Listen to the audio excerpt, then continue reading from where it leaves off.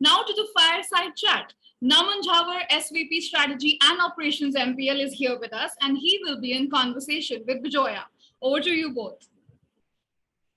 Welcome to GameX 2021. Thank you so much. Amid severe turbulence across industries due to COVID-19 pandemic and the necessary lockdown, the mobile gaming sector saw one of its fastest growing periods. India today is one among the top 5 gaming markets in the world, and the growth is not just in terms of people who play online games, but also India's potential of becoming the game developer to the world. Founded in 2018, Mobile Premier League or MPL has become India's largest esports and mobile gaming platform and is playing a major role in growing India's gaming industry. Now, industry sources tell us that MPL is developing its own battle royale game, surely the next level of its growth. I have with me Naman Jhawar, who's going to share several important insights on India's growth as a gaming market and the road ahead. Welcome, Naman. Thank you so much. Naman, report after report throw out numbers to showcase the exponential growth of gaming in India. What is your observation on the growth potential, and what are the factors that define India's dominance as a gaming market? All right. No, definitely. I think there is definitely merit to what the reports are saying, and we at MPL also are seeing significant tailwinds coming in this industry. I think the overall market has a lot of potential, primarily driven by 4 or 5 key factors. And the year 2016 is important to kind of remember, because that's when the inflection point really came for this industry. What we saw was 2 big phenomena. One, the launch of Jio, which really kind of expanded the data penetration across the country, and you saw sort of a rapid increase in internet subscribers. The second was, of course, the rise of digital payments, right, which made a lot of digital businesses possible, but also created sustainability in business models related to gaming, which meant more and more businesses or developers started pursuing game development, and platforms like MPL sort of emerged as well, which kind of opened more and more ways for developers to kind of monetize. And that essentially kind of proved a very good ecosystem developing for a lot of gamers who are looking for good content to kind of come to Indian users, right? So those are the 2 big, I would say, factors that contributed to the steep rise. Of course, from an overall base perspective as well, it's a fairly large market, anywhere in the size of 400 to 500 million. So even if the monetization potential per customer might not be that great as compared to some of the developed markets, but still the base is so high that it still is a very meaningful market for a lot of developers, publishers, and platforms like MPL. Okay. So the gaming industry registered its fastest growth in the last 1 year as we remain confined to our homes. How exactly has the pandemic given mobile gaming a boost in India, and do you see this growth sustainable as India returns to its normalcy? Yeah. So what we need to understand about gaming as such, as a as a pastime or a hobby or even a professional sort of hobby that people pursue, every game has its sort of a natural learning curve, after which you initially kind of pursue a game just for fun, and to try out whatever is the graphics or the storyline, etc. You're just exploring, right? And then over a period of time, users or consumers move from just pure pastime play to actually kind of pursuing it a little bit more seriously, and they invest in the game, and they invest in the game either through their time or through kind of doing any in-app purchases, etc. What pandemic really did was to shorten the cycle up, right? We saw, of course, during lockdown, the average screen time, whether it was engaging in sort of passive content where like Netflix or any of the OTT players, or active content consumption like gaming, did go up. What that meant is that the entire process of trying out different games to actually building a skill in particular game. And then, especially for platforms like MPL, where we offer esports as well, people started taking some of these games more seriously. And so on the sustainability angle of it, yes, even after lockdown, there are a lot of users who have stuck to it because they have just shortened this process of learning and habit building and, kind of liking a game. And that continues. And so while we were predicting, a massive churn that might happen once kind of markets open up, it's still not happened to that level. In fact, it's only grown from that base. So it definitely provided a sort of a watershed moment for a lot of game developers, publishers, and platforms like NPL.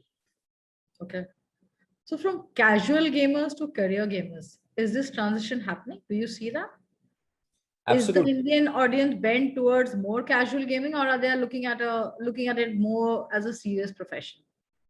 Yeah, so absolutely. I think there is always an inflection point on any of I would say entertainment, where recognition becomes a key hook for the future sort of generation to kind of pursue it more seriously, right? Of course, in physical sports, India had that moment when maybe the first time we won a World Cup, and there were sort of real heroes that kind of got created in cricket out of it. And if you see the same logic even in digital sports, outside in US, when you have likes of, let's say, Kyle Buga, etc., who have kind of created an icon for themselves. And now in India also, there are icons that are kind of getting created out of the gaming industry. You may see youth sort of pursuing more and more of this seriously, because at the end of the day, whether it is physical sports or digital sports, it requires conditioning, it requires practice, it requires you to kind of become really proficient to perform at the highest level. And unless you have models that can sustain can build sustainability to the life of the players, right? At the end of the day, if the investment is not coming, and I can't see a future building up, if I pursue something seriously, then you won't see the top of the funnel increasing.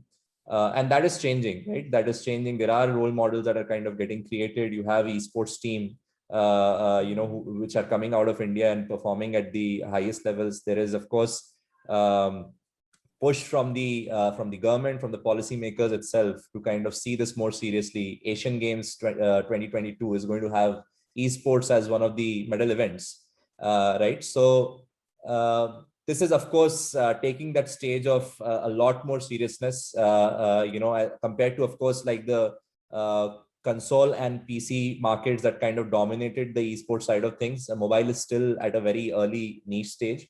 There are certain titles who have, of course, done a very good job, whether it is in India or Indonesia or some of the other esports, countries, to kind of promote mobile esports as well. But I do see that is going to be the device of masses. It still is in a lot of developing countries like India, Indonesia, and like. And hence, what you would see in the next 2 to 3 years is a lot more engagement happening on mobile esports, a lot more icons or sort of players getting recognized at the highest level, and then a lot of people pursuing this more seriously as well. And I do see a lot of good green shoots sort of coming in our platform also from a lot of players. So tier 2, 3, 4, and rural markets, these markets have an important contribution in the growth of gaming sector. How do you see the gaming culture going beyond the metros? Do you think the tier 2, tier 3, 4 markets are supposed to give the gaming sector a larger push? And how do the youth in non-metro markets engage with the gaming platforms? Sure. See, I think even if you go beyond gaming as well, if I talk in a more general sense, I think what you're seeing in India right now is a lot of hunger in youth to prove themselves, right? And it's not limited to probably the early days, where definition of conventional success would be possibly to kind of go and earn a great public sector job, or maybe like excel at one of the top engineering colleges, and then kind of make their career. And those are conventional definition of success. I do agree with them, and in fact I have done the same thing, right? And I don't disagree. But there is, of course, a lot of hunger and to kind of try and explore areas which can push their sort of limits, right? And what you're seeing is in the digital world right now, you are seeing youth sort of pursuing vlogging or sort of pursuing gaming, or these are like new careers that are kind of building up, and it's more accessible to them. As I said, 2016 was a watershed event for India. They got all the youth in the tier 2s, 3s, and even rural areas got cheap smartphone devices. They had really fast internet at a cost of literally, like right now the cost of internet is 10 rupees per GB, which are making these businesses possible, right? And I'm not saying just for gaming, I'm saying for like the other content players, for even social e-commerce, a lot of these businesses which are very unique to India, and it's just mostly kind of based on the fact that there's a lot of hunger from the youth from all of these sort of places where traditionally they have not got possibly a lot of opportunities to kind of define success for themselves, not just purely in terms of financial success, but also recognition, which some of these platforms are kind of providing. And just to kind of then highlight that in number, even for MPL as a platform, a good amount of our users actually come from non-metros, and that's roughly about 60 to 70% that is coming from non-metros.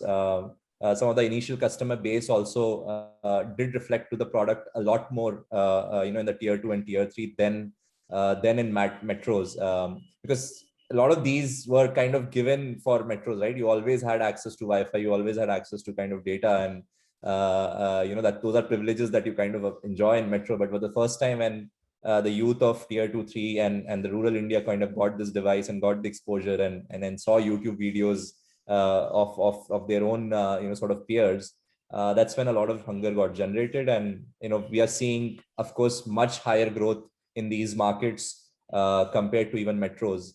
Metros, of course, continue to be, I would say, higher in terms of monetization propensity. They do spend more compared to tier 2, tier 3. But of course, the masses do sit in tier 2, tier 3 and sort of rural India and semi-urban centers. We do see that their behavior is also in line with how we see metro consumers kind of reacting. In fact, they're probably spending more time also in certain games compared to metro. So I do see that's the market to also be conversant of and build businesses around knowing what are the key consumer insights in tier 2, tier 3, and some of the rural markets. So infusion of funds is important to yield more significant innovation and ingenuity, encourage more gaming startups to enter the sector as well, as propel India towards becoming the gaming hub in the near future. So how are investors looking at the Indian gaming market? So I think there's a very positive sentiment, right? And I think I was just reading a few days back, if you see even the last half of 2020, so roughly around August 22 or July 22, December 21, close to about $500 million of investment came to Indian startups in the gaming sort of sector. And you would see some of the more established growth funds also, right, in the later stage of private equities kind of coming and showing that interest.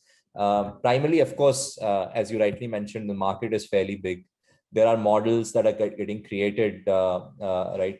Platforms like MPL that are kind of, I would say, very stable and robust businesses with like very clear, differentiating moat and a very solid cash flow profile as well, right? That garners that kind of interest. There is, of course, an angle of, social connectedness and community building as well. Which is very core to kind of creating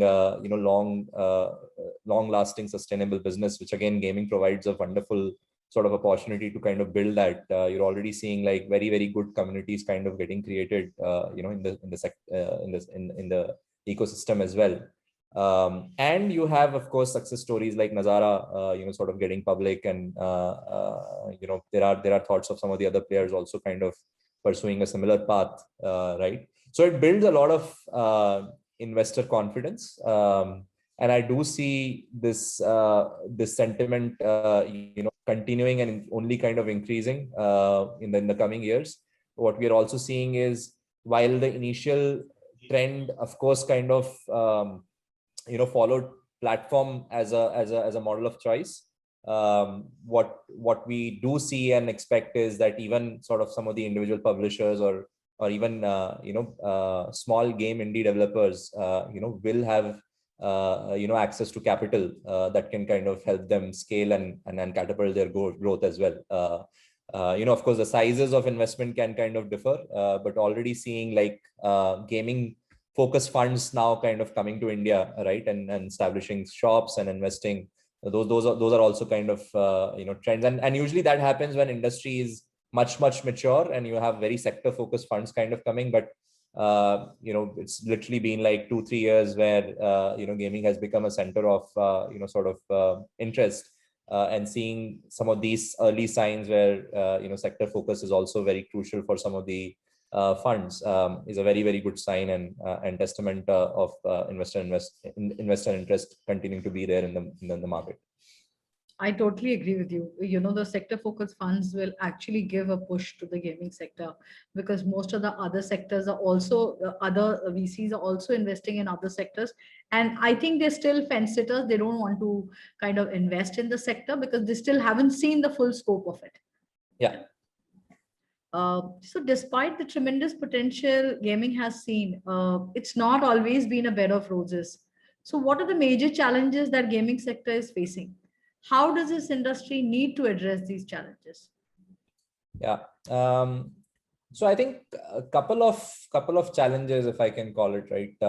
One, the industry still continues to face a lot of challenges around just the perception side of things, where the industry is sometimes kind of related to addiction, related to that kids won't study if this industry is kind of promoted, etc. So there are various sort of perception issues that kind of continue to be there. Of course, there is sometimes lack of clarity and myths basically getting created as well, in the absence of a very strong regulatory and policy framework as well.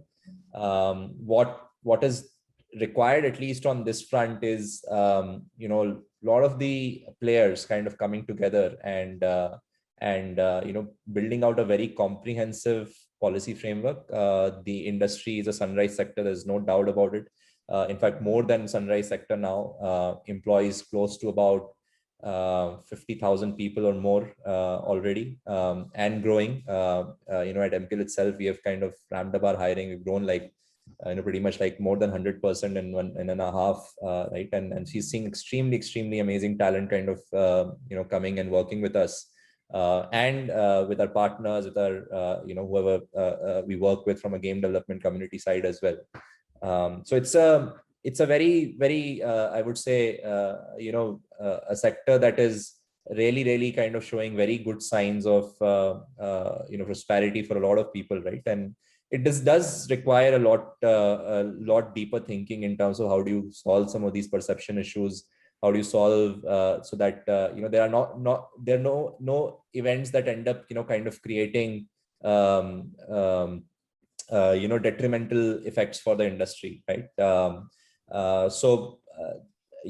course, like bodies like AIGF, etc., are playing a very good role in terms of creating some of these regulatory and self-regulatory frameworks, and that work should continue to kind of happen so that the industry flourishes. Of course, all frontier industries do go through these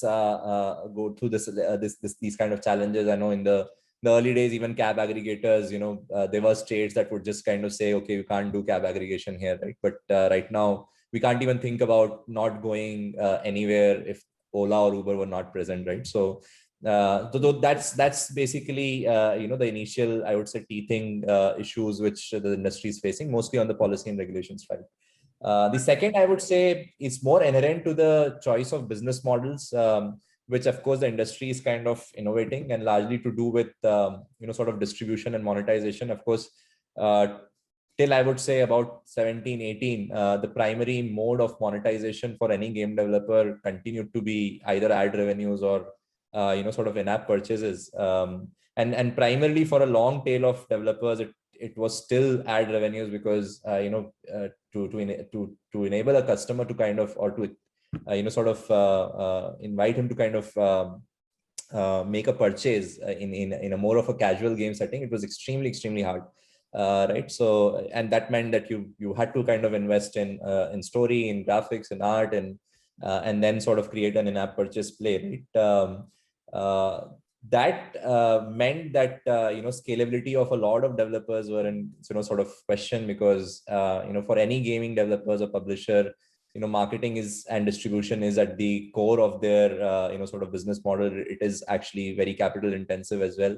And if the LTVs don't stack up, or the long-term value creation is not happening, right, it poses a risk in terms of their continuity and their sustainability as well.